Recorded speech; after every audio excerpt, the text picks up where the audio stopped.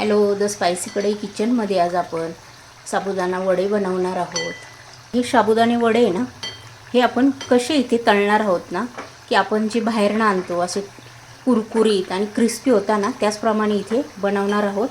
जी trick मी इथे वापरली ती तुम्ही वापरून हे साबुदाणे वडे बनवू शकता. अतिशय कुरकुरीत होतात. माझ्या पद्धतीने इथे साबुदाणा वडा बनवून बघा, अतिशय कुरकुरीत आणि टेस्टी होणारच. चला आता आपण इथे वेळ न घालवता लगेच रेसिपीला सुरुवात करूया. साबुदाणे वडे बनवण्यासाठी इथे मी रात्रीच साबुदाणा भिजत घातलेला होता. हे बघा किती छान मस्त असा मऊसूत आणि दाणेदार इथे आपला साबुदाणा छान भिजलेला आहे. असाच परफेक्ट भिजून घ्यायचा आहे. वडे बनवण्यासाठी इथे मी 2 मोठे असे बटाटे घेतलेले. आता मी हे बटाटे सर्वात आधी उकडून घेणार आहे. इथे आपले बटाटे शिजेपर्यंत आपण शेंगदाणे इथे भाजून घेऊया. मस्त असे खरपूस आपण मीडियम गॅसवर शेंगदाणे भाजून घेणार आहोत. की ज्या वेळेला आपण इथे साबुदाणा वडा खाऊ ना, त्यावेळेला या वड्यामध्ये हा शेंगदाणा असा मस्त असा खरपूस जाणवला पाहिजे इतपत आता आपण हे खरपूस भाजून घेणार आहोत. हे बघा इथे छान अशी शेंगदाणे आपले भाजले गेलेले. आता आपण गॅस बंद करूया आणि थंड झाले मिक्सरला फिरून घ्यायचे, म्हणजे थोडेसे जाडसरच. इथे शेंगदाणे आपले छान मस्त असे थंड झालेले. आता आपण हे मिक्सरला फिरून घेऊया. हे बघा इथे जास्त बारीक पण केलेले नाही आहे आणि जास्त जाड पण नाही. ज्या वेळेला आपण हा साबुदाणा वडा खातो ना, त्यावेळेला हे जे खरपूस भाजलेले शेंगदाणे आहे ना, ते छान असे खरपूस लागतात. इथे आपण भिजलेला जो साबुदाणा आहे ना, तो याच्यामध्ये पूर्ण टाकून घेणार आहोत. इथे साबुदाणा ॲड केल्यानंतर जे बटाटे आपण उकडून घेतले होते ना, ते याच्यामध्ये असे कुस्करून टाकून घ्यायचे आपल्याला. इथे मी 2 बटाटे असे मोठे उकडून घेतलेले होते, ते याच्यामध्ये मी आता ॲड करणार आहे. तुम्हाला जर इथे किसून टाकायचे असेल तर तुम्ही इथे किसून टाकले तरी चालेल, पण मी अशी इथे कुस्करूनच ॲड करते. हे बघा इथे पूर्ण बटाटा आपण असा कुस्करून घेतलेला आहे. इथे बटाटा छान कुस्करल्यानंतर जो आपण शेंगदाण्याचा कूट करून घेतला होता आरडाभरडा, तो पण याच्यामध्ये मी ॲड केलेला आहे. आता इथे चवीनुसार मीठ टाकून घ्यायचं आहे. आता हे सर्व साहित्य टाकल्यानंतर आपण हे छान मिक्स करून घ्यायचे. पूर्ण साबुदाणा आहे ना, तो त्याला बटाटा म्हणजे शेंगदाणे हे सर्व छान मिक्स करून घ्यायचे, की पूर्ण साबुदाण्याला बटाटा शेंगदाणे मीठ हे लागलं गेलं पाहिजे. हे बघा इथे छान असं मळून घेतलेलं आहे.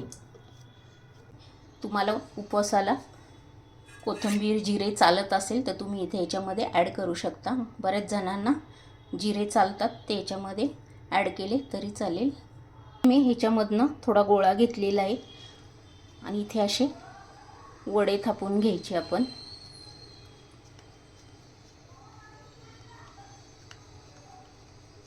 हे बघा इथे असे थापून घेतलेले.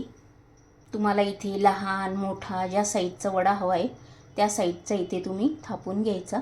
आता मी इथे एकसारखे असेच बनवून घेणार आहे सर्व वडे.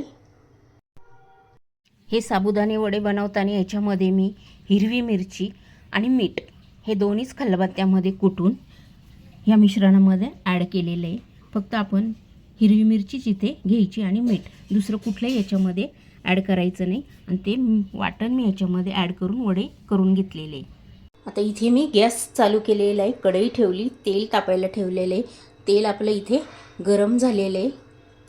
छान असं कडकडीत गरम करून घ्यायचं आणि त्यानंतर इथे सावकाश असे वडे सोडून घ्यायचे. इथे मी 3च वडे सोडून घेतलेले, जेवढे बसेल तेवढेच सोडायचे.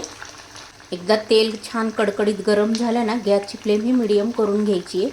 हाय ठेवली ना की ते आतमध्ये काय होता, कच्चे राहतात. 1 मिनिटाने तळले गेल्यानंतर आहे ना, सावकाश याची साईड अशी चेंज करून घ्यायची आहे.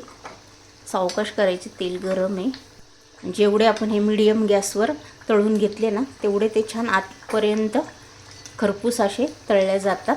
हे बघा असे छान मस्त मीडियम गॅसवर तळले ना की असे आतपर्यंत गोल्डन तळले जातात. ते इथे मी काढून घेते.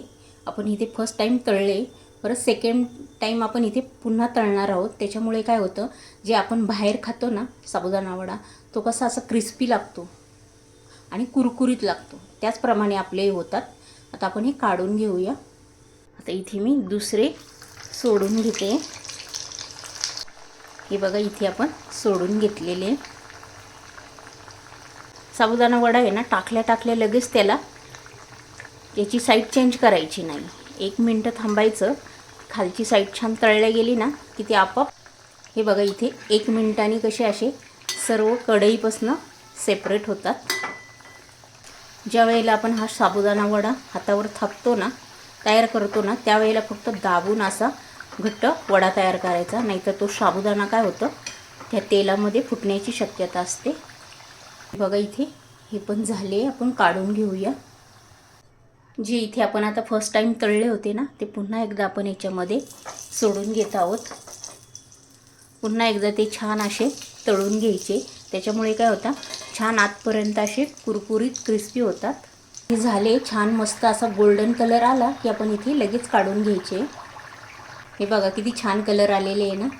असेच गोल्डन कलर येईपर्यंत आपण इथे तळून घ्यायचे. आता इथे मी पुढचेही असेच तळून घेणार आहे. तुम्हाला जर ही माझी रेसिपी आवडली असेल तर पटकन लाईक करून घ्या. चॅनलवर जर नवीन असेल तर सबस्क्राईब करून घ्या. आणि हा व्हिडिओ तुमच्या मित्रमैत्रिणींनाही शेअर करा. आणि अशाच छान छान रेसिपी घेऊन आपण नेक्स्ट व्हिडिओमध्ये पुन्हा भेटूया. तोपर्यंत बाय.